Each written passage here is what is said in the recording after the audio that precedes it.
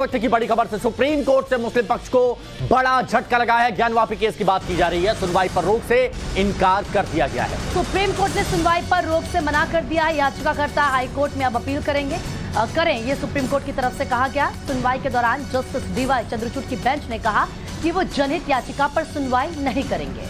तो ये बड़ी और अहम खबर आपको बता रहे हैं। सुप्रीम कोर्ट से मुस्लिम पक्ष को ये बड़ा झटका कहा जा सकता है। ज्ञान वापी केस की सुनवाई पर रोक से इनकार कर दिया गया है। जस्टिस डीवाई चंद्रचूड़ की बेंच ने ये बात कही है और ये कहा गया है कि याचिकाकर्ता हाई कोर्ट में अपील करे, सीधे सुप्रीम कोर्ट का रुख नहीं है। इससे पहले हाई कोर्ट में जाएं और हाई कोर्ट क्या फैसला सुनाता है इस पर फिर मामला तय करेगा।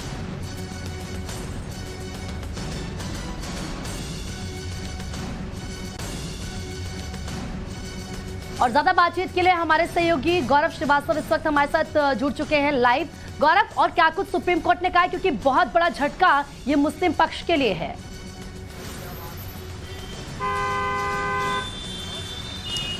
देखिए, दरअसल इस मामले में जिस चीज़ को आधार बनाया गया था, दरअसल असलम भूरे नाम के एक याचिकाकर्ता थे जिन्होंने बाबरी विध्वंस के होने के बाद जो है एक अवमानना का केस जो है वो सुप्रीम कोर्ट में फाइल किया था।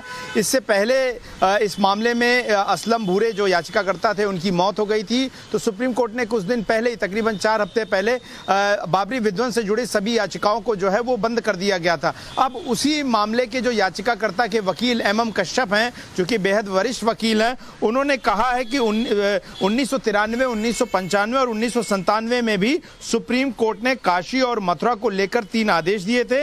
इन आदेशों में दोनों जगहों पर, यानी कि काशी और मथुरा में, मंदिर और मस्जिद को लेकर यथास्थिति बनाए रखने के आदेश दिए थे।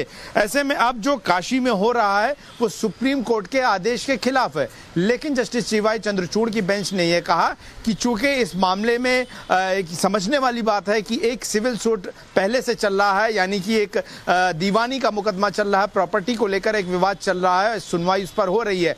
ऐसे में सीधे इस मामले में PIL दाखिल करके सुप्रीम कोर्ट पहुंचना सही नहीं है और कोर्ट इस मामले में सुनवाई नहीं करेगा। अगर इस मामले में आपको किसी भी तरह की कोई आपत्ति लगती है तो इसके लिए पहले आप इलाहाबाद हाई कोर्ट का रुख करें, वहां पर अपनी बात रखें। इस मामले में हम इसको जनहित याचिका के तौर पर नहीं सुन सकते हैं। और चूंकि दर्शकों के लिए यहाँ पर बता देना जरूरी है कि इस मामले में असलम भूरे एक याचिकाकर्ता थे जिन्होंने बाबरी मस्जिद को ढहाए जाने के बाद एक अवमानना की याचिका जो है सुप्रीम कोर्ट में लगाई थी और 4 हफ्ते पहले ही सुप्रीम कोर्ट ने असलम भूरे की मौत हो जाने की वजह से उस अवमानना की याचिका को बंद कर दिया।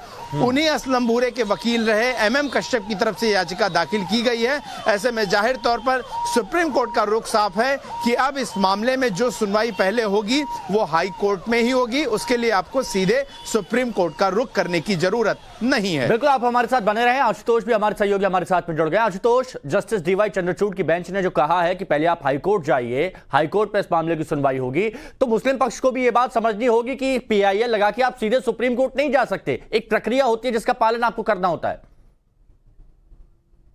बिल्कुल, इसी बात को लेकर लगातार ये कहा भी जा रहा था कि जब से ज्ञानवापी और श्रृंगार गौरी केस को लेकर जो पोस्टपीटा को लेकर जो फैसला जिला जज की अदालत ने दिया था, उसके बाद से ही ये कहा जा रहा था कि इस मामले को लेकर जो मुस्लिम पक्ष है उसे वो संभवतः हाई कोर्ट में चैलेंज इस फैसले को कर सकता है। लेकिन सवाल इस बात का है कि अब सुप्रीम कोर्ट में जाने का आखिरकार उनको वो क्यों गए सुप्रीम कोर्ट ने। और इसी बात को सुप्रीम कोर्ट ने भी कहा कि देखिए, अगर आपको किसी बात को लेकर आपत्ति है तो पहले आप हाई कोर्ट में जाइए, जो कि एक उचित तरीका भी है। और हाई कोर्ट से अगर वहां पर बात आपकी नहीं सुनी जाती है, वहां पर अगर आपको लगता है कि ये फैसला आपके पक्ष में नहीं है, तब आप आपके सुप्रीम कोर्ट में आप आइए।